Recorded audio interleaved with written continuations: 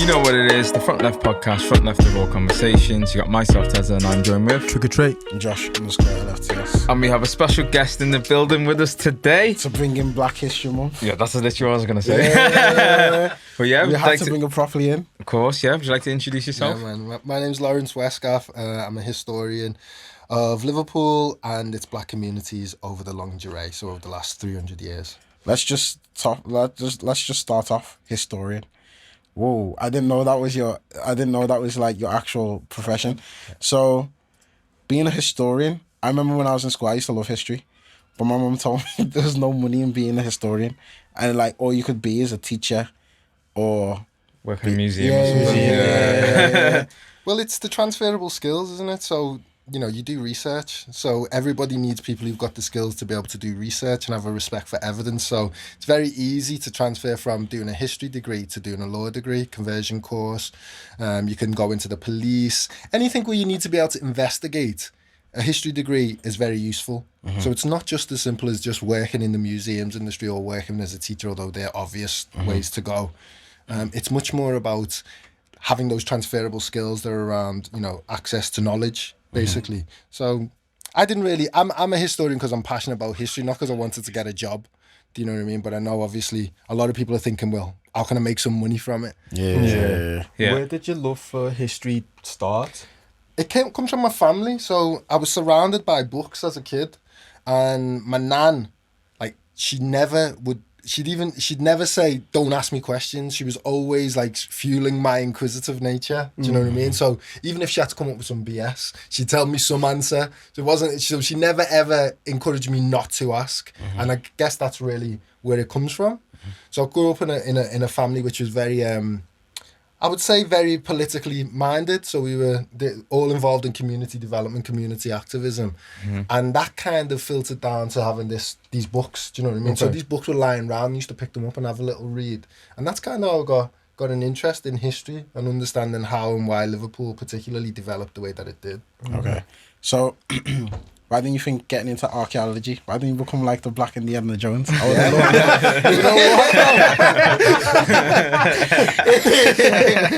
That would be so sick.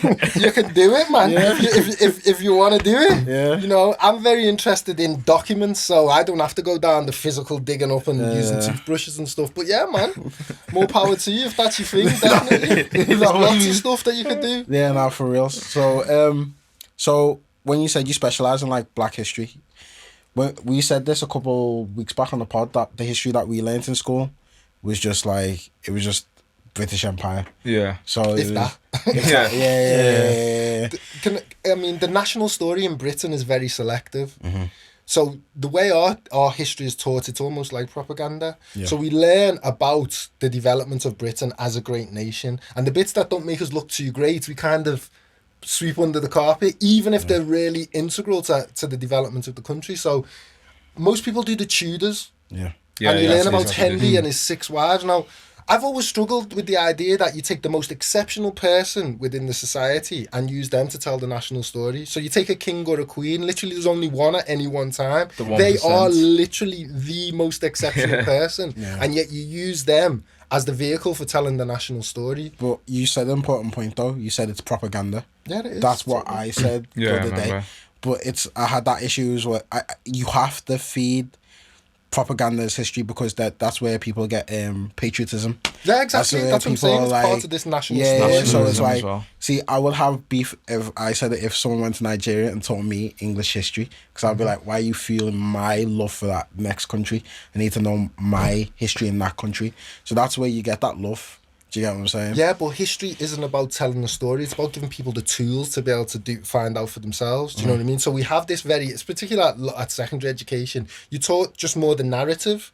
But even then, they take out the bits, like I say, that are really important to the development of this country, but don't make us look too good. So for example, like I say, right up the Tudor period is only when Britain starts to come in from the cold. Before then, it's a secondary nation.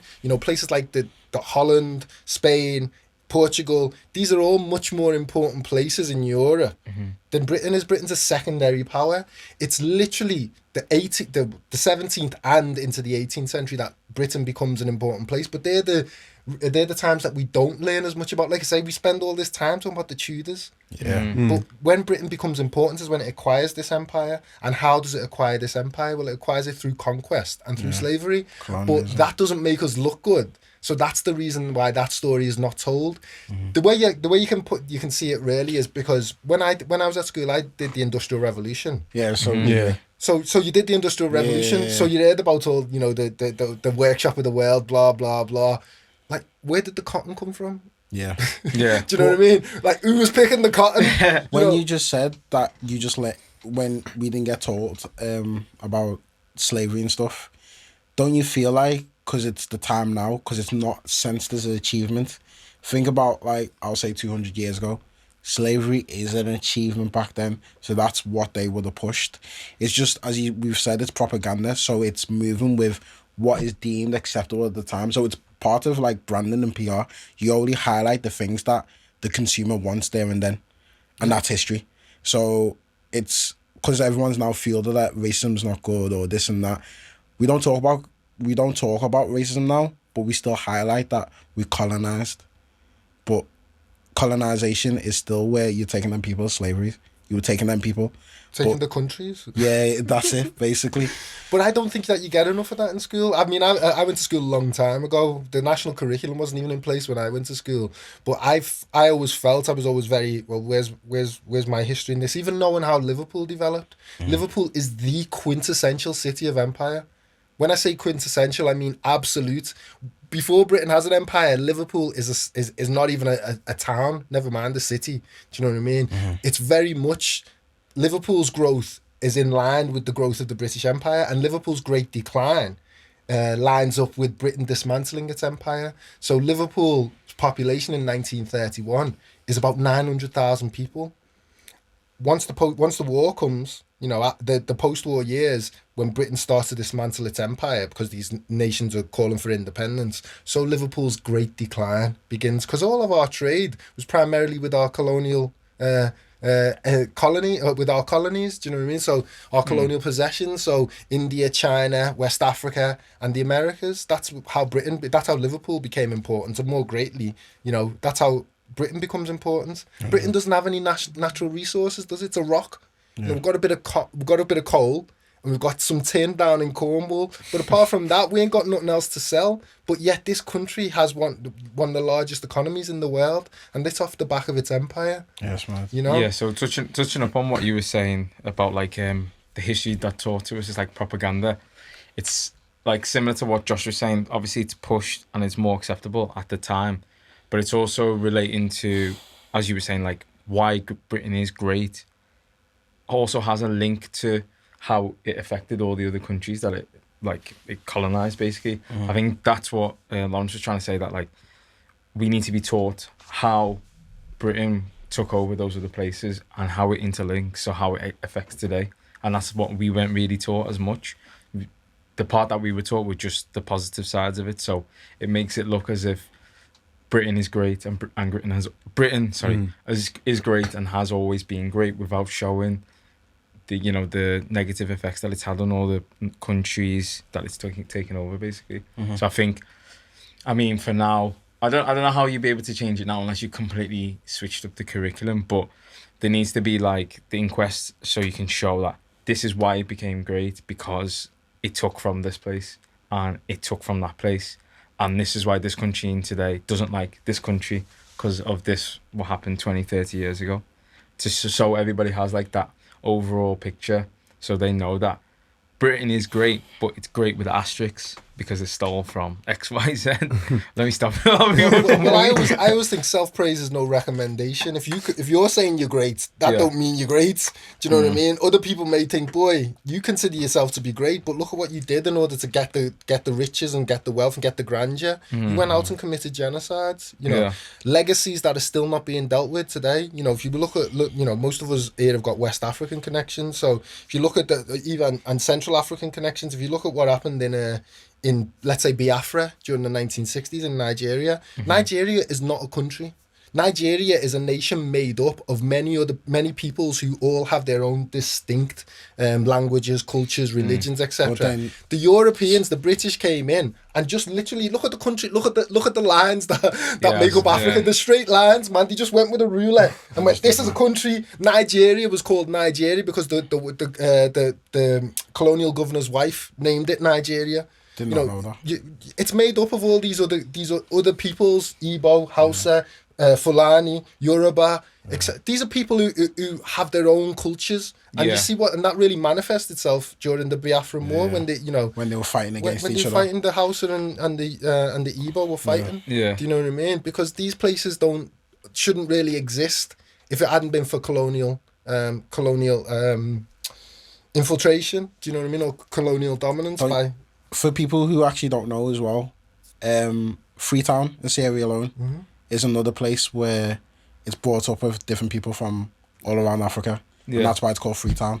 Well, it was called Freetown because it was established for freed slaves. Free slaves, yeah. You know, this was during the slave trade period. Yeah, it's really the beginning of colonization in West Africa by the British. Do you know what I mean? And that's kind of like you say, the crew. You know, the Creole, the people. These are people. The Creole are people who came back from freed slaves from the Americas, etc. Who came back. Yeah. And that's how they got established in Sierra Leone. You know, so there's so many interesting little things that you don't know unless you start doing your serious research. You know, and that's kind of how you realize why a lot of these countries are messed up because they shouldn't have been countries in the first place. It's true. Like I was saying before the pod, with like Zambia and Zimbabwe, etc. They were connected. That was Rhodesia. That was one. And like if you do look at the map of Africa, the majority of them, like you were saying, they're just lines that have been created because a lot of the people are similar, but like you were saying, the different tribes are distinct to show that there's differences. But really, a lot of it is the same. We're all connected in some kind of way, and we were just kind of divided to almost create like inner conflict between each other. So like I know it's, well, I think it's a joke, but like a lot of the times you see like Ghana versus Nigeria, but like realistically there isn't that much difference between Ghana and Nigeria. I don't know, man. But that's what I'm saying. But that's like the narrative that's been created over the years. I think it's mad to say because those are two big powers. Not even just saying Ghana, Nigeria. Even when you look at like Zim and South African, you can see the difference, and then you can see the difference between Eritrea and Somalia. There's slight differences though. There's a massive difference. Listen. You're like West Africa, let's say, it's probably the most diverse region on the planet in terms of cultures, languages, religions. Yeah. Now, if France and Britain can fight for millennia against each other, and they're literally separated by 21 miles of water, 20 miles of water, you know, the English Channel. Yeah. I can totally understand why people from Ghana wouldn't feel like they had anything in connection with people from the Ivory Coast or people from Togo or whatever. Do you know what I mean? Even though those boundaries are those false boundaries that I'm talking about, it's probably better to talk about peoples. So the Fanti and the Shanti, they used to fight all the time. Do you know what I mean? Because they've got their own power squabbles going on. And that's one of the ways that the slave trade, you know, the slave trade was kind of propagated, was because these peoples had their different beefs going on, and they were like, boy, I'm at war with the Fanti now, so yeah, man. You know, if I can capture you and sell you, make some money and get rid of my enemy, then so be it. Do you know what I mean? This is one of the ways that the slave trade could happen, because people weren't unified because they had their own very specific beliefs. The Igbo was sold by the Efik people of southeastern Nigeria. They were the main people who sold Igbo people to the Liverpool slave traders, the men who came from, you know, the ships that came from this very city. So we've got all those beefs in Africa. That's just part of being human. Just like Europeans are constantly fighting. Look at the Second World War, man.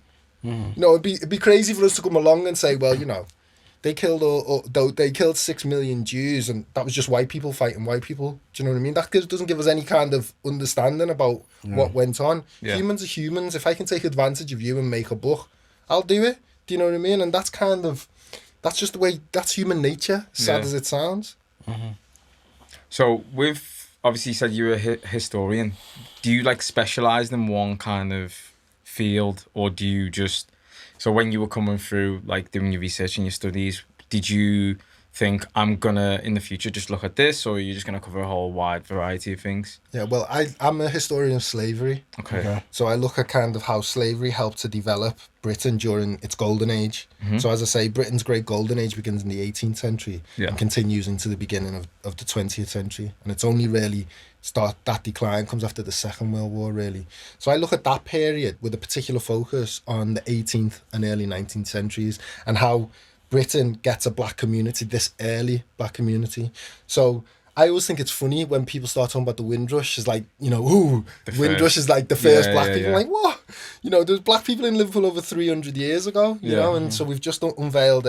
I still feel like 18th century was 200 years ago. I just automatically thought it was 200. Well, it's and you said kind 200, of, I was like, whoa. So the beginning of the 18th century is 300 years. So last 2 weeks ago, we just unveiled a memorial to an enslaved person who was buried in Liverpool in 1717. From that period on to present day, Liverpool's always had a black community that can be measured, that can be, you know, can be demonstrated and traced. And that's something that most people don't realise. You know, so we hear about the Irish migration to Liverpool or even the Italian, but most people don't know about this very early black presence that's been here from this early period. And an awful lot of very important black people in the history of this country have come from Liverpool, been born in Liverpool or died here. Halle Berry. Sorry? Halle Berry. Well, it won't come from here. But I'm talking about, like, there's a man called James Brown. Yeah, not James Brown. Oh, okay. A man called James Brown who's born in Liverpool in 1815. Yeah. He went on to become a newspaper proprietor in the Isle of Man in the 1860s. But he's also the figure most responsible for democratisation of the House of Keys, which is the House of Parliament of the Isle of Man. A black man. If you go to Manx Museum in Douglas, you'll see a bust of this obviously African man who was born in Liverpool, as I say, at the beginning of the 19th century and did so much to kind of shape governance in the Isle of Man. But how many people know about him? Not known about here. Do you know what I mean? His grandfather was probably a black loyalist, so when he fought for the British against the Americans during the American War of Independence. But again, these are all these stories that are forgotten about. The greatest boxer of the 19th century is buried in Liverpool, a man called James Wharton. You know, he fought, he trained boxers, he also trained runners. No one knows about him. There's portraits in the National Portrait Gallery in London. So these are just two of these outstanding figures that are here in Liverpool during this period that people don't know about. So do you think obviously it was done on purpose, but do you think there could ever be like a way where you can like unearth all these people that have done all these great things in Liverpool and like put them on display, and absolutely for us to be able to understand that, like, okay, you know, Liverpool is made up of this and this, but these are like pioneers, like you're saying, they're the first black runners and boxers and etc. So do you think there's like a space where, if it hasn't already, because it might have already, for us to be able to put those all on display? Well, I think it's a lot down to, you know, the classic saying, until the lions have their historians, stories of the hunt will always favour the hunter. So we need more black researchers. So we started up the Liverpool Black History Research Group, which was meeting every Saturday at the Cumbre Marni up until COVID hit, but we still do Zoom meetings now. And we're really unearthing all this information, you know. And Liverpool's story is kind of like Britain's in microcosm, you know. So as I said, Britain becomes a major power when it gets empire. So it's very much, you know, certainly in the case of Liverpool particularly, it's very much trade with West Africa and the Americas that shapes Liverpool's fortunes. Without the dominance of the slave trade that it got, Liverpool would have remained a very small, insignificant place. Do you know what I mean? London's a bit different because they had the monopoly of the East India Company, so they were sending slave ships out, but they were also making loads of money from India and China. Liverpool merchants weren't allowed to do that, so we had to focus on West Africa and the Caribbean and the Americas. So much so that I say, in the case of Liverpool, no city owes a greater debt in this country to black people than Liverpool does. Because without the slave trade, I'll tell you what Ramsay Muir said in 1907. He wrote a book for Liverpool's 700th anniversary. You know, it received its charter from King John in 1207. So in 1907, it was our 700th anniversary. He wrote a book, and in there he says, beyond a doubt, it was the slave trade that raised Liverpool from a struggling seaport to be one of the richest and most prosperous trading centres of the world. It was very much this trade, in inverted commas, with West Africa and the Americas that shaped Liverpool. without that, Liverpool would have remained a struggling port, as he called it. But because we had come to dominate the trade with Africa and the Americas, we turned into the second city of the British Empire. Only London was more important than Liverpool, you know, during the 19th century. So do you think Liverpool's kind of lost its, like, not I don't know what It's you use razzmatazz. razzmatazz. The buildings, bro. Like the I'm going to use the word dominance, but like hierarchy, placement. Because if you're saying it was like the second most, I feel like because Liverpool's in one of the cities in the north, there's that kind of bias to places in the south, like London, etc. And You already got the hierarchy like Liverpool, like Manchester, Birmingham, and then it's Liverpool, I think. Yeah. That's what I'm saying. So I'm trying to like distinguish how it's lost. It's kind of like. So I'll explain to you. So most of our trade now is done with Europe. Yeah. So we're a west-facing port. So we're facing away from Europe. London is much more of a port associated with Europe in its history than Liverpool has been. So as I say, as these places, as Britain started to dismantle its empire, Liverpool's importance starts to decrease. Okay. We were never a manufacturing centre. The Liverpool merchants didn't think it was important to manufacture things here because the goods were coming in. So because so much was coming in, we used to send all the cotton to Manchester to get manufactured. So in Liverpool, we never had that tradition of making stuff. We were a mercantile city. We were a city that was made by its merchants, buying and selling stuff, not making stuff. We used to send that all up to Manchester, etc. But Manchester owes as much of its great growth to slavery as Liverpool does, because that grew up off the back of the produce of slavery. So Liverpool merchants made money from buying and selling enslaved people and buying and selling the goods that they produced. Manchester made its money from those goods that they produced, refining them. So Manchester's known as Cottonopolis, because that was where all the cotton was made into goods. But what that left was a tradition of making things, which Liverpool never had. So once the docks decline in Liverpool, so we don't have this tradition of employing people making things. So that's when we start to see Liverpool's decline in terms of it being a manufacturing centre. Birmingham, Coventry, Manchester, these were all places that made stuff. So they continued to have an economy. But Liverpool, that's why we saw that great decline. And the best way to measure it is in its population figures. So in 1931, Liverpool had 900,000 people living here.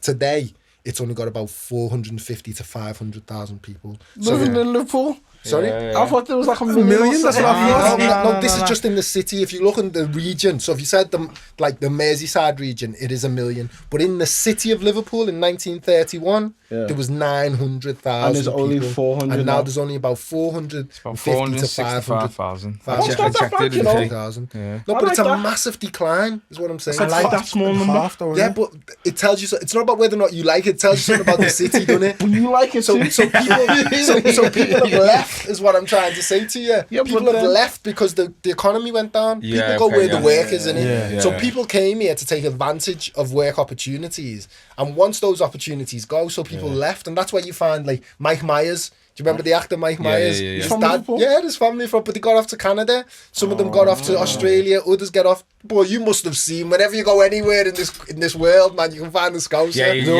My nan's a Scouser. That's what I'm saying. So that's part of our story. People have had to go. Do you know what I mean? And that tells you something about the development of the city. Look at the architecture. You know, the reason why a poor community, like, you know, the community that we come from in Liverpool, we live in some of the finest 18th and 19th century architecture, not just in this city, in the country. Do you know what I mean? Grade 2 listed buildings coming out of our backsides. You know, if you think about the Georgian Quarter, as it's called now, you know, and there was loads more. If you think where the Women's Hospital is now, in the 1960s, they were all the same as the ones on Huskisson Street now. They were Upper Huskisson Street, Upper Canning Street, and they were the same Georgian houses that were flattened. So this was very much a city that had an awful lot of money. But as that decline happens, so those people move away, and obviously the money goes with it. Look at our parks. Do you know what I mean? Yeah. It's just so much. You know, you can tell that this was once a very wealthy place. Yeah. So why wasn't there any kind of, like, maybe it's like predicting the future a little bit per se, but like obviously Liverpool knew they were getting the goods in, and then it was almost like it was a deal where we're going to get the goods in and we're going to distribute so people make it for us. There should have been someone to think that, like, we need to be on top of it, because what if the people who are making the stuff for us can't make the stuff for us? We're just going to have goods with nowhere to refine them. Because people think about today and not about tomorrow. Yeah, Yeah. that's it. Did we have the infrastructure though to do that? Well, or? this is a good point. So people say that the history of woolen production in like the hinterland of Lancashire, it was just a change of, it was just changing from one material to another. So there was already, that was already being done up there. So it was very easy for them to send it up there. But these are the same people who built the canals. So you see the Liverpool merchants are the ones who are investing in canal building. So the Sankey Canal and the Leeds-Liverpool Canal, obviously, these merchants were the ones who were developing them because they just wanted to get their goods up and down quicker. It was very difficult to take things over land then. So, you know, the waterways were the easiest ways to transport stuff. But they never thought it was going to end. Yeah. Best example of that is, look at that cathedral. The largest cathedral in this country, in Which one? Liverpool. The Anglican Cathedral. Oh, okay. So that was, the foundation stone was laid in 1904, yeah? This is at the height of Liverpool's power. By the time it was officially opened in 1978, Liverpool was totally on its arse. That was the nadir. That was the lowest point, probably in Wait, Liverpool's were they making history. it for 74 It years? took them 75 years to build that Didn't even building. know that. Look at the size of the thing. Yeah, I know, but still, big. though, 75 years, though. 75 years. Wow. But can you imagine, if you know, no one would build something like that in Liverpool today, would they? Yeah, of course, Liverpool was so, like, thinking, this is never going to end, man. This gravy train is never going to end. Let's build this ridiculous folly. And that's what you end up with. Do you know what I mean? Because Liverpool did not see this Were they ever stopping ending. and starting? Well, the war years intervened, so a lot of the workers obviously couldn't be working. But there was never a time when it was totally stopped. They had to raise money throughout the period, like, but it was never like, oh, we down tools for 10 years and then come back. No, look at Gaudi's Cathedral in Barcelona, man. They're still building it. The man's been dead 100 years. The familiar 100 one. years to build a cathedral? That's the part of the tradition with these building these great, these great monuments to God, is they usually take a long time to be built. But that Anglican cathedral, it's a megalith, and it's just ridiculous, the size of it. Yeah. It's incredible. And because you grow up here, you don't realise, because you just see it every the cathedral. Just see it every day. But go and find another cathedral like that anywhere in this country.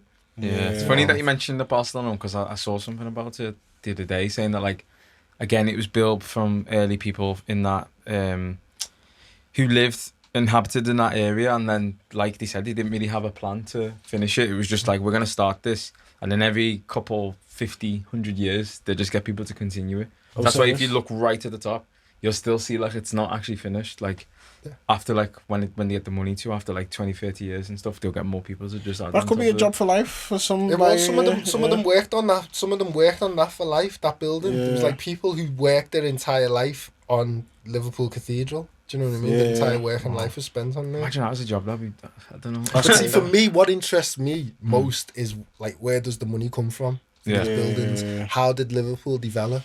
Liverpool in 1698, if you come to Liverpool, it's not even a parish. Liverpool is not even a distinct parish. It's part of the parish of Walton. If you wanted to go and worship in the Mother Church in Liverpool, you had to go to Walton. And then between 1699, Liverpool finally becomes a parish. It's got about 4,000, 5,000 people. By the end of the 18th century, Liverpool is the second most populous place in this country. Only London had a larger population than Liverpool in 1800, and that's because of trade, you know, as I say, primarily with West Africa and the Americas. That's really well borne out as well if you go to Sefton Park, so you know the Palm House. Yeah. The Palm House there, you know, the statues around, isn't there? Those statues, one of them is of Christopher Columbus. Now, Liverpool was the only city in the country to have a statue of Columbus up until 1992. 1992 was the 500th anniversary of him sailing the oceans blue, as they say, and going to America. That year, London was gifted one, but up until that time, Liverpool was the only city in this country to have one. And that kind of makes sense because Columbus is an important figure in British history. He's important to the Spanish, because obviously he went off and found the Americas, and he's obviously important to the Yanks. They have Columbus Day, don't they? But in British history, it's not important, but in Liverpool's history, it's very important. And the inscription on that statue really says it all. It says, the discoverer of America was the maker of Liverpool. The discoverer of America was the maker of Liverpool. I'd add West Africa in there. It was very much Africa and West Africa that makes Liverpool.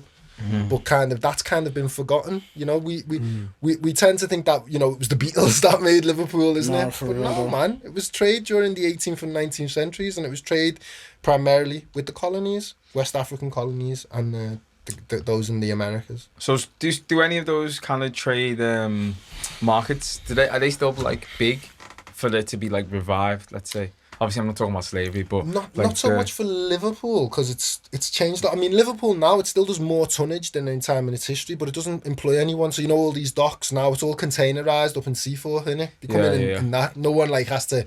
You don't have dockers putting sacks over the back and pulling things off. So you still got lots of trade coming through. It just doesn't employ people in the same way as it did in the past. But do you reckon if it had the opportunity to employ people, there would be people to, or is it just because of the landscape of how we live today that people will be like, I don't want to. Well, some people say, well, now that we've left Europe, that might mean that we start doing more trade with America. Now, if that happens, then Liverpool might see a resurgence. I don't know. I think that's a bit far-flung. That's what some people are open it from the Scouse perspective. But the legacies of those trades are still there. Yeah. So, for example, soap. Liverpool. Unilever. Yeah. So Unilever has. Did you say soap?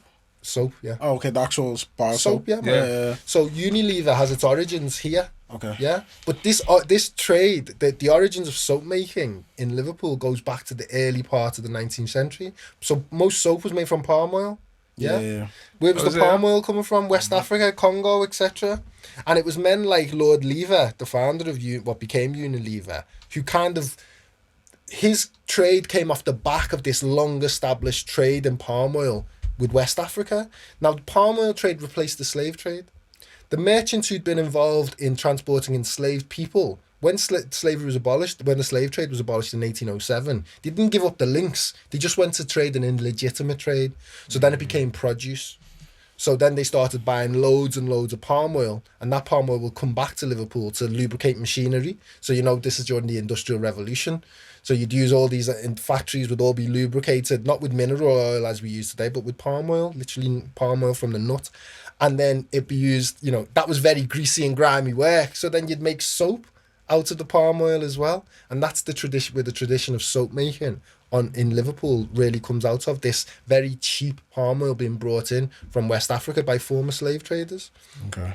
So these are the kind of legacies, and Leverhume's interesting. So you have heard about the atrocities in the Congo and the King Leopold. Yeah. It's an unacknowledged Holocaust, really. More people were lost during Leopold's dominance of the Congo than were lost during the terrible Nazi Holocaust during the Second World War. But most people have never heard about this.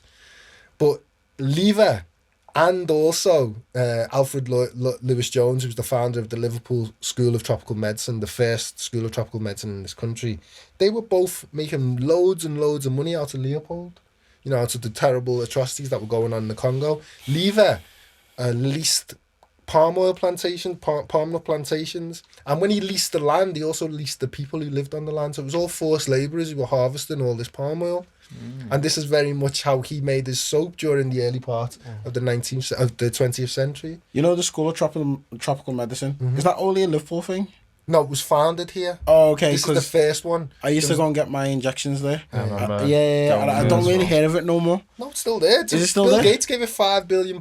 Stop lying. This is the Liverpool School of Tropical Medicine is where they discovered that malaria was the vector for that mosquitoes were the vector for malaria. Okay. Ronald Ross won a Nobel Prize for that.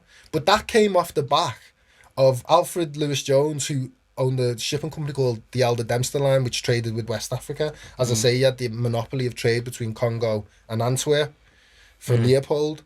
And he used his money to establish that, not for the benefit of people in West Africa, although it has given great benefits to people in Africa, but it was for the people who were working on his ships, do you know what I mean, or working for his company, because these tropical diseases were killing people, West Africa was known as the white man's grave, because of yellow fever, etc., etc.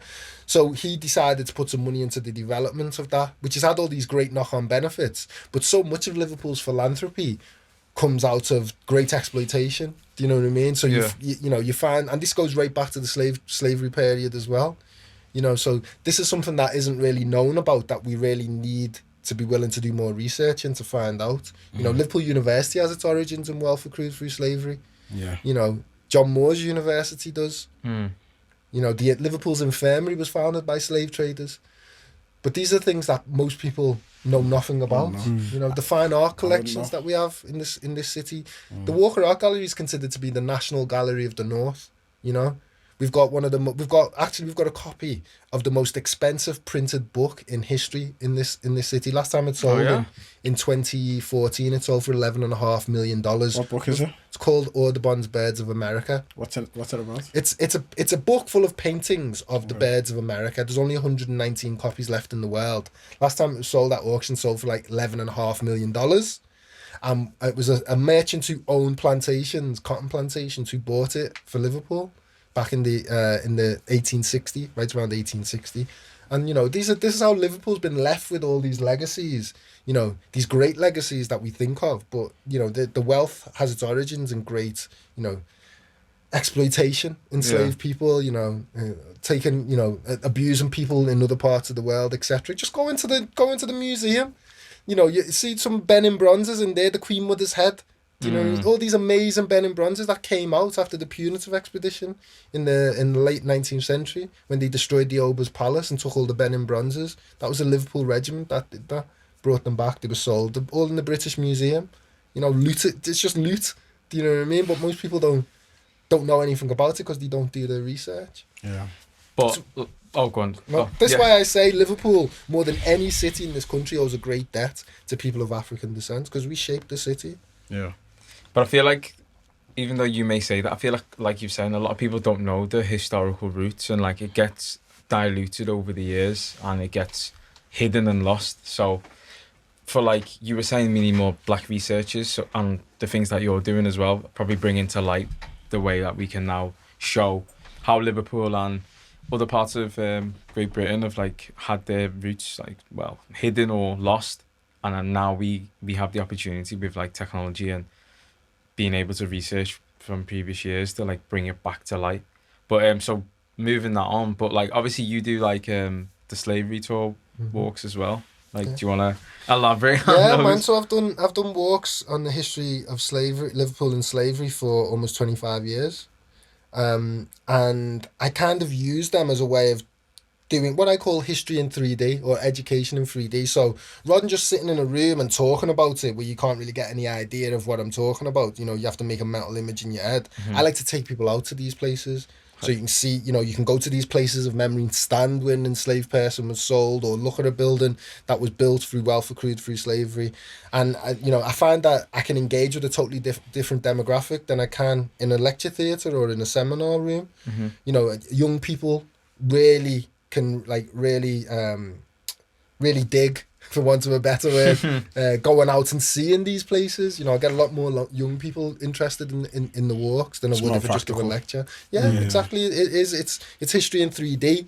You know, and you can go to these places and see what was built with the money that was made through buying and selling enslaved people. It's something that I've done for a long time. I want to pass on the baton as well. I want more people of colour to come and start learning how to do these tours, because I haven't got that long left. Do you know what I mean? I want to see more people getting involved and doing this work, you know, because this has got to continue. Yeah. You know, this has got to continue long after, you know, I've gone, and hopefully all of us are gone, because this history ain't going anywhere. Yeah, so touching up on the slave walks, you said you've done it for like 25 years. Is that, so like, I'm trying to word this in a way. So basically, because you've been doing it for so long, do you find yourself repeating history, or does the history actually, is it evolving as you're doing the walks and talks? I do more and more research all the time. So you're finding like new things out. And now, what you were saying earlier on about technology, so now we have databases. So now we know what happened to the vast majority of slave ships and who owned them. Okay, yeah. This was a database that came out about 15 years ago, which has transformed the way we talk about things. You know, UCL database showing where all the compensation money went to. So when slavery was abolished in 1834, the owners received compensation. I only found that out that it only got stopped paying in 2015. 2015, yeah, exactly. Even I was like, whoa, mad. the taxpayer money. Exactly. Wow. People like myself, I don't know if you guys were old enough then, but people like myself were paying taxes before that date. We were paying off loans that were taken out in the 1830s to already compensate some of the richest men in the country at that time. People like the Gladstone family, you know, these big families, old families with money. You know, we were paying off loans that were taken out in order to compensate them. The enslaved didn't receive a penny. Yeah. You know what I mean? And Liverpool was shaped by these individuals, you know. Liverpool, the Liverpool and Manchester Railway, which is the first intercity passenger railway anywhere in the world, the Liverpool end was financed by many men who'd made their money through slavery. In fact, the chair and 3 of the 4 vice chairs on the first committee that was established in 1824, all of them were plantation owners. You know, they all received compensation when slavery was abolished. And that money was then used to finance the building of other railways. So very much the transport infrastructure of this country during the 19th century that really revolutionised transport in this nation and then further afield was financed by merchants who made their money through slavery. It's like, in that case, it's just like the Chinese people and the railways. It's the same kind of way, basically. Well, the money certainly was, do you know what I mean? Yeah. You know, I'd say it's even worse because they chose, do you know what I mean? The Chinese who went to work on the railways, they weren't dragged kicking and screaming. Yeah. Do you know what I mean? They chose to go over there because they thought it'd be a better life. Do you know what I mean? The enslaved people who were in the Caribbean, you know, and Latin America and Demerara, what is now Guyana, they had no choice, did they? Do you know what I mean? They were taking kicking and screaming from their homelands. Is that where the sugar comes from? Anything. Yeah. Is that why it's called That's Demerara? what's called Demerara. Bam. I just And clicked do you know what? What is it? This is like brown sugar. The Demerara. Well, let me Didn't even drop know that. something on you. Right, so now slavery, you know, when they were compensated, they weren't compensated on man, woman and child. They were compensated on where those enslaved people were. So if you owned slaves in Demerara, they were worth more than slaves in Jamaica. Why? Because Demerara's the soil goods. was better. Ah, That's why okay. Demeraran sugar is still called Demerara to the day, because it was a sign of quality. The sugar from Demerara, even though Demerara doesn't exist anymore, it's now called Guyana. We still have Demerara sugar because that was a sign of quality. Well, if the sugars come from Demerara, it's good stuff. Do you know what I mean? This is kind of how you know, all these things that we use in our everyday, you know, or in our everyday experience, many of them have got links to slavery. Do you know, like now, obviously with the technology and stuff like that now, there's a lot more sort of access to discovering more history and stuff. Like, from what I've gathered, obviously from here, a lot of things obviously run through Liverpool, do you know what I mean, to make obviously the British Empire. But has any of the history that you've sort of unearthed yourself taken you to other places that you never thought you would have been, or... It's interesting that you say that because there's a few different things. I mean, what it's taught me in many ways is, first of all, not to assume anything. So I'll give you an example. In last year, you know, before the general election, what's his face? Jeremy Corbyn tweeted out the first black MPs in this country were elected in 1987. Diane Abbott, the late great Bernie Grant, and Paul Boateng. I was like, hold on, Jerry. You're about 175 years out, because we know there was a man from Jamaica, a mixed race man who was born in Jamaica, he was elected to Stafford to represent Stafford in 1812, 175 years before Diane Abbott and the rest. Stafford?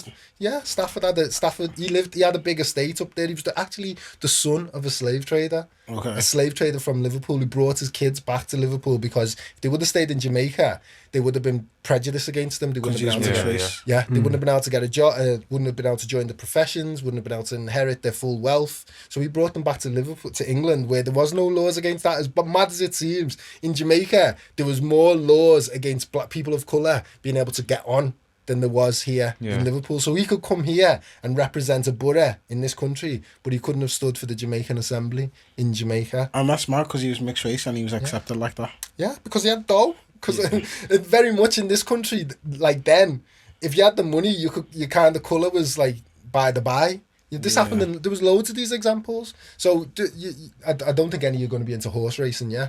But Chepstow, right? So there's a course called Chepstow down in Wales. That is built on the estate of a man called Nathaniel Wells, who was Sheriff of Monmouthshire, and he was from St Kitts, a mixed race man from St Kitts who owned plantations in St Kitts, could come to Britain, build himself a big house, which is still the remnants of it still there to this day, and own a big massive estate, part of Chepstow's part of that old estate, and become Sheriff of Monmouthshire. This is in the 19th century. Do you know what I mean? I These are think that's mad. Yeah, it's Having a mad, mixed innit? race person Yeah. who's a plantation owner. Oh God, yeah. 'cause they got the There's black privileges people who own though, innit? plantations. If you want to call them black. Do you know what I mean? Yeah. Again, they don't. This again, even the idea of blackness. Yeah, what does that mean? Do you know what I mean? So, if you live in a society where everyone's black, why would your skin color make you feel like you are any closer to someone? Do you know what I mean? It's just incidental, and it's just the way white people don't feel any affinity to each other in this country or in Ireland or whatever, simply because they're white. It's only when you're in a multicultural, when you've got black and white people and other coloured people in your society, that you start to get any kind of affinity or solidarity with someone because they share skin colour. I always used to get that. I never used to get that, but then when I started getting older, it's like when you go somewhere and it's only you and another black person, you need to be like, oh shit, it's me and you now, brother. Like, you have to give that look. Yeah. Or if a black person's looking at it, are they looking at me aggressively, or is it like, but I've always thought this in my head, like, do white people feel the same? Like, when they see, like, you need to think about it. Imagine we're walking and there's a group of black lads, or you know when you're with your white friends and that black lad nods it and you're like, yo, how'd you know where, man? I don't. Yeah. Like, but then I always used to think like, yo, do white people have that as well? Like, if they see someone like, okay, But maybe if they're in South Africa, maybe where they're not in the majority, because they had to club together. It's like there's this great book called How the Irish Became White. Because the Irish weren't seen as being white. Cast away, weren't they? Because they were like, they were kind of like seen as, you know, well, have you seen that film, The Commitments? I'm black and I'm proud. No, I haven't seen it. This is before your time. Watch this film. It's by Alan Parker. It's a good film, man, called The Commitments. It's about this Irish like band who sing soul music and stuff. But it was very much like the Irish was seen as like the black people of Europe. Do you know what I mean? They were kind of like seen as being savages or whatever, and they weren't seen in the same light, because just having a white skin when everyone else around you is white's not going to make it, people think, well, you're my brother, isn't it? Yeah. Do you know what I mean? It's exactly the same in Africa. Like I was saying to you, Africa has its tribal beefs. Yeah, it does. Do you know what I mean? Because being black doesn't mean anything unless there's a white person there to give you some contrast. Yeah. Do you know what I'm saying? So I think it's a really interesting point, isn't it? Black, like racism or races come out of slavery. Do you know what I mean? As a way of kind of socially stratifying people. Do you know make what I mean? those like political differences. Yeah, so black people have to like people are able to differentiate. If I can even say the word. And give you your position in society. And your position in what I mean? society, and then class as well comes into it. So like Absolutely. in certain places, like you were saying, South Africa, like at one point it was like if you're well, they used to use the term coloured and stuff, like born from one black parent and one white parent, the child was like illegal basically. Like even not, that was like actually illegal. Because I remember I've seen Trevor Noah speak about his experiences, saying that like he has this comedy sketch where he's saying like he felt like a bag of weed. Because basically like he'd be holding his mum's hand, who's the white parent, but when the police come, the mum would let go of her hand like you drop a bag of weed. Oh, serious? Yeah, because like it was frowned upon. You could get in trouble for it, because it'd be like, well, why is the so-called coloured person with that the mum was white, he was the coloured one. Why is that white woman with a coloured baby? Because it was frowned upon, and It was the other way around. His dad's white. Oh, was it the dad's white or the other way around? Oh, his mum's white? Yeah. It's the other way No, around.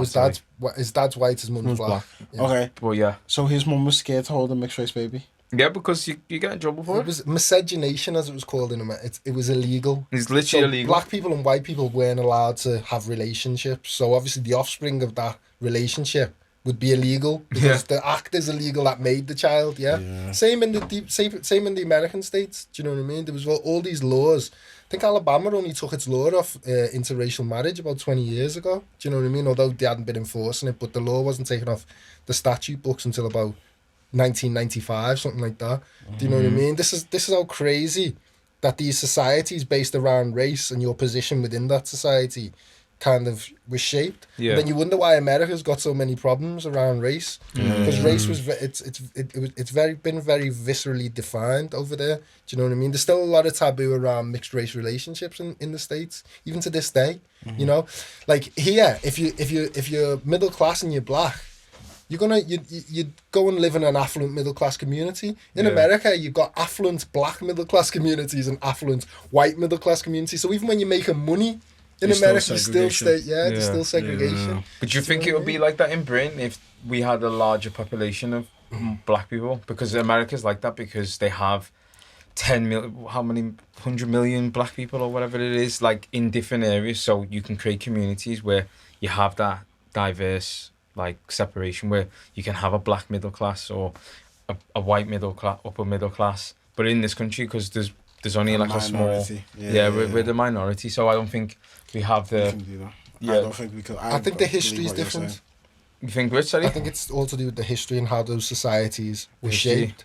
Okay. So, black people, we've been ghettoized in this country, but it's not legal. It's not been legally defined. So Yeah. you had legal segregation in the States, which said black people can only live here, white people can only live there, just like you got in South Africa. What I call a pigmentocratic society. Okay. So your position in society is shaped by the colour of your skin, which legally limits you. We've never had any laws like that in this country at all. There's never been legislation saying you can't do it. Yeah. There's never been laws saying you must, defining it. Yeah. So I think that's probably one of the most important features. If there's more black people here, they may have shaped that may have come into being. But if you think about those two societies, those two colonial societies, the Americas and South Africa, they had economies based on the castration of black people, the Yeah. cutting off from society. You know, black people, certainly in the Americas, were literally goods, were chattel, weren't they? Do you know what I mean? And they might not have been chattel in South Africa in the same way, but they were. You know what I'm saying? So I think that these are the real features around why you've ended up with societies like that, which I think are hard. I don't like the States. I've spent a lot of time in the States, Yeah. I hate it. and I don't like the States at all. I I think it's can't a lot deal of with that segregation. type of. Yeah. I've never been, but obviously 'cause I know said Josh it. is I said doing- it was just.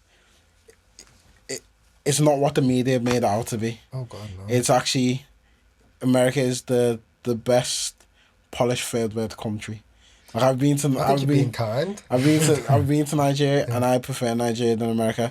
What I seen in America, I was like, whoa, like segregation here is heavy, but the way they push black people, but then they push blacks and Hispanics together, like. But then what I rate about it, like in some places, because I went to New York, and like parts of we went Queens and like Harlem and stuff. And people I was seeing black people speak like Spanish. I was like, yo, this is skill. Like you people are bilingual. Like this is how you know it's bilingual. When we went to Mackey's, and it had on. It's actually funny to say this. We went to Mackey's, and then on the on the menu. the kiosk, Yeah. it only had English and Spanish, and I was like, okay, like yeah, no other language. It just only had English and Spanish.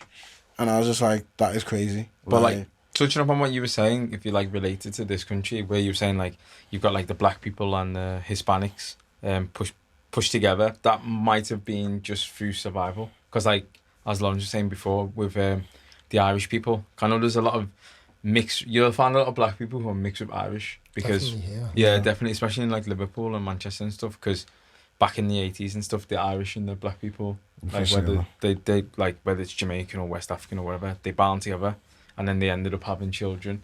So like you'll find lots of people who have like who are black but have mixed heritage will have the Irish ancestry because of, I think they just bound together because of like survival. And that goes back to way. city. That goes back way to the 19th century. You know, I did some research on a man called John Robert Bond, and John Robert Bond was the son of a black man and an Irish woman who went over and fought for the Union during the American Civil War. His descendants actually written a book about him. Adele Alexander Loden, she's an academic.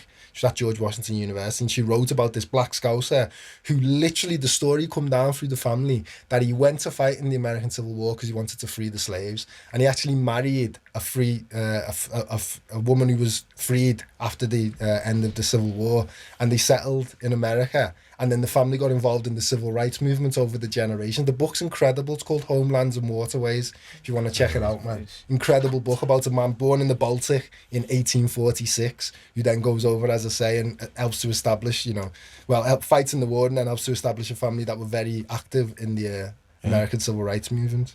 You said Baltic. So someone said to me the other day, I'm glad you said that. He was like, the Baltic is gentrified. And I'm not going to lie, I don't know what the Baltic was before Baltic. Okay, Like, well, I'll tell you. yeah, like I'll tell I you. tried to think. In 1906, it was referred to as Little Africa. Oh, seriously? Yeah. Oh, so really, yeah? Yeah. So an article in the Daily Courier, a correspondent writes that he says the oldest inhabitants of this part of town, meaning the what is now considered the Baltic area, are of the Negro race, and they can be seen standing with their children and grandchildren in the doorways of the houses. Because that area was one of the first areas where black people settled as a group during the 1790s. So as part of my PhD, I've gone through and mapped all the residences of black people in Liverpool. And you can kind of see this move to the south of the city. Sorry to cut you off. Is that because it was closer to the port? It was closer to it was closer to the port as one of the reasons. Certainly later on. But that just becomes an area where black people settle over time. Okay. It was a new part of town. So in the 1790s, it was still quite rural, and the houses were only starting to be built up there. And many of the black people who I've found give their addresses as being in that part of town. So 100 years later, after this 1790, so this article was written in 1906, this correspondent comes and writes the article saying this area was known as Little Africa. Crazy. Yeah. So this is what I'm talking about, this very long presence of black people in this city. If you want to read about that, you can read in a book. It's in a book called Before the Windrush by John Belcham. So why black people? Why are we situated so close to the city centre? I don't get That it. is partially to do with you were not allowed to travel to other areas, and if you're working, you need to be close to where you're going to work. So was that right? Primarily it was that. But we only moved up the hill after that area, what was little area, got bombed. So my family been in Liverpool for over 200 years, and that's where they lived. They were boarding housekeepers. So again, because we had so many people were sailors, and you did see signs in Liverpool saying no blacks, no dogs, no Irish. Yeah. But that gave a great opportunity for black people to provide those services to other black people. So in some ways, you know what I was telling you about earlier on about America. So because they had legal segregation, it meant that black businesses flourished, because you had to go and patronise black businesses, because you couldn't go and go to the Woolworths for your stuff. Same kind of thing in Liverpool. There was an awful lot of people in Liverpool who were black people who were quite affluent during that period, because they were the ones who were providing services to African seamen, for example. So have you heard of Charles Wooten? No. Okay, well, Charles Wooten was murdered during the 1919 race riot. So there was race riots in Liverpool in 1919. Yeah. Now, he was chased from a house in Pitt Street. Now, that house was owned by the Corliss family, who were another old black Liverpool family. So he was chased out of a boarding house that was owned by black people. He was a black man who was then chased and murdered in the docks down at Queen's Dock. There's now a plaque to him. David Olusoga came up a couple of years ago and put a plaque commemorating the death of Charles Wooten in these early 20th century race riots. So during that period, because so many of the ships that were sailing from West Africa and the Caribbean docked in the South Docks, so all the houses, the boarding houses, that's where the seamen would be living, very close to the docks. We only move up here after the war, because the war bombed that area. And so after that, then they started to move up the hill into the area that's now, Toxteth, isn't it? That's what it was called. South Shield or something? No, South Shields was another place where there was riots. That's in the northeast. But it was that area was known as Sailor Town. Oh, isn't South Shields like where Barnet and stuff? But I was thinking because I watched a podcast with Stephen French, and he was saying that Toxteth used to be called something like South something. I don't know whether he was referring to it like South he was Liverpool? saying. Yeah, maybe it was South Liverpool. He was saying it like before it was really named Toxteth. It was just like it's been Toxteth since the Doomsday Book. Oh really? Toxteth's called Toxteth in the Doomsday Book. Liverpool isn't even mentioned. What's the Doomsday Book? The Doomsday Book was when William the Conqueror came over, or William the Bastard, if you want to give him a proper moniker. When he came over, he did like a survey of all the land, because he wanted to be able to tax people. So we went round, and all the settlements had to say what was in their settlement. So Toxteth gets a mention, but Liverpool's so insignificant that it doesn't even get mentioned in the Doomsday Book. Yeah. That's what I'm trying to say. So Toxteth's always been there. Okay. And it was established really as a settlement much later, because it was originally an old park, forest where people could go and hunt and stuff like that. But this was just the South End. Oh, that was. I think it might have been South End, probably. Okay, yeah. It's just I knew it was South something. Yeah. Yeah. But yeah, I mean, We could go on all day, but we're up to like an hour and 10 minutes already. Like, time has actually There's a flown by. lot. Yeah, we could probably have to do like a part 2 and 3. Yeah, and man, Yeah. you're the welcome to. rest and the rest and But rest. what I would suggest is we need to get more black people engaged in doing this research. That's kind of why all this stuff's been forgotten, because we have not been doing the research. Yeah. I mean, I still come up. I've been accosted in the street doing these tours by people coming up to me saying, "What are you doing?" Saying slaves came to Liverpool. There was no slaves here. People genuinely believe that no slaves came to Liverpool. I go round with a bag full of primary evidence, advertisements from newspapers, baptism registers, burial registers, all clearly showing black people present in Liverpool during the slave trade period. Because for me, it's all about establishing the black presence in Liverpool going back to this early time. Black people, you know, have been here long enough that I always say, well, you know, what does the quintessential Scouser look like? Yeah. Because black people have been here when Liverpool had less than 10,000 people. See, the thing is, when it comes to slavery, I'm not gonna lie, it's never really interested me, because Maybe that's because you don't have slave ancestors. see, I don't know that, but like, it's because I came to this country as I'm first gen. Do you get what I'm saying? Everyone that I know is first gen. So when you said to me, when Malika was on and she was like, yeah, your family has been here, because she told us, and I was like, for me, I was like, whoa, like, I've never heard that someone, I think you're the first person I've ever heard that to be where his family, not his mum, but like 10 generations. Yeah. I've never heard that before. Everyone that I know is who I grew up with, their mum came the same time my mum came. So then, Or the nan. yeah, I've never heard someone going that back. So that's why it's never really hit me to be like slave trade. But like, I know a lot of Nigerian history. So that's where I will feel like, okay, I'll learn like my own Nigerian history, where I'm from. Totally. But then I feel like now, if my kids would be second gen, innit? So then second, third gen, they will be the ones that need to also know my history and also know the history of Liverpool. So that's why I feel like, okay, that's where now I need to start getting like interest in it.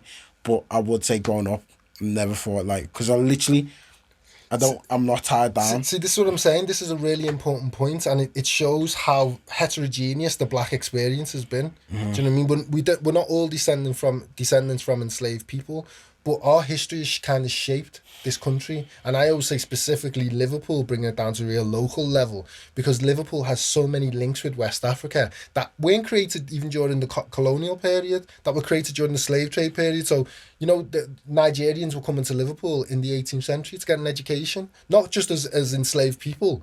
They were coming here to get an education, then going back to West Africa.